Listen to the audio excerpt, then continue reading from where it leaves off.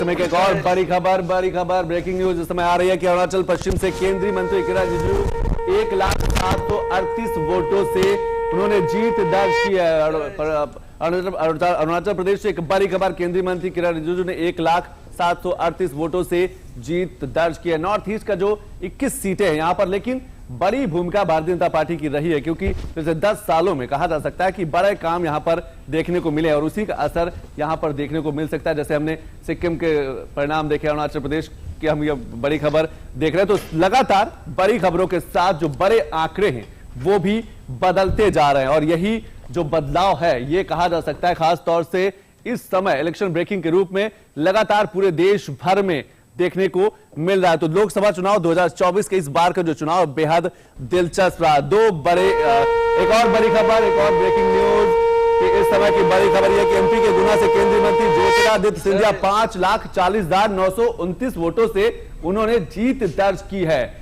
यह भी एक बड़ी मार्जिन की जीत लगातार हमें लगता है कि भारतीय जनता पार्टी के चौथे बड़े नेता है जो 5 लाख के वोटों से ऊपर से जीते हैं। एमपी के गुना से केंद्रीय मंत्री ज्योतिरादित्य सिंधिया 5,40,929 वोटों से जीते। हमारे साथ दो खास मेहमान हैं, कांग्रेस के प्रवक्ता हैं, इसके साथ साथ समाजवादी पार्टी के प्रवक्ता हैं।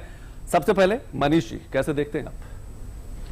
देखिए, उत्तर प्रदेश की जनमानस को और 25 करोड़ की जो उत्तर प्रदेश की आबादी, हम उनके प्रति आभार प्रकट करते हैं। और सबसे बड़ी बात, हमारे पार्टी के राष्ट्रीय अध्यक्ष श्री अखिलेश यादव जी ने लोकसभा आम चुनाव के पहली जनसभा से ही उन्होंने मुद्दों पर बात की। एक बार और रोकना चाहूंगा, एक और बड़ी खबर, ब्रेकिंग न्यूज, एक और बड़ी खबर, मैनपुरी से सपा के प्रत्याशी डिंपल यादव ने 2,21,639 वोट से जीत दर्ज की है। मैनपुरी से एक बड़ी खबर आ रही, सपा की जो प्रत्याशी है डिंपल यादव ने 2,21,639 वोट से जीत दर्ज की है। उत्तर प्रदेश के लगातार कहा जा सकता है जो रुझान थे, जो आंकड़े थे, वो अब धीरे धीरे परिणाम में बदलते नजर आ रहे हैं और लगातार इसीलिए अब बड़ी खबरें आ रही है, खबरों की बौछार हो रही है। कहा जा सकता है एक तरीके का सैलाब है, हर 2 मिनट बाद, हर 20 सेकंड बाद एक बड़ी खबर सामने निकल के आ रही। मैनपुरी से सपा की प्रत्याशी डिंपल यादव ने 2,21,639 वोट से जीत दर्ज की है। मनीष जी, डिंपल जी जीत गई जी।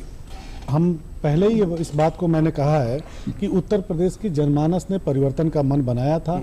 उत्तर प्रदेश की जनमानस ने देश की जनमानस के साथ मुद्दों पर आधारित जो इंडिया गठबंधन के लोग थे, समाजवादी पार्टी के लोग थे, जब हमारे नेताओं ने इन बातों को कहा कि हम बेरोजगारी दूर करेंगे, हम सरकारी नौकरियां युवाओं को देंगे, हम किसानों को एमएसपी देंगे, हम किसानों की जो खाद की बोरियां 50 किलो की थी, भाजपा के कार्यकाल में उनको 40 किलो की खाद की बोरियां कर दी गई।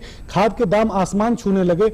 महंगे जो पेट्रोल और डीजल बेचे जा रहे थे भारतीय जनता पार्टी के शासनकाल में, उनको हम नियंत्रित करेंगे, उनको नियंत्रण में लाएंगे। इन सब मुद्दों पर जनता ने विश्वास किया और आज उसका परिणाम है, प्रतिफल है कि जो भारतीय जनता पार्टी 400 पार का नारा दे रही थी, आज सरकार बनाने के लिए जद्दोजहद कर रही है।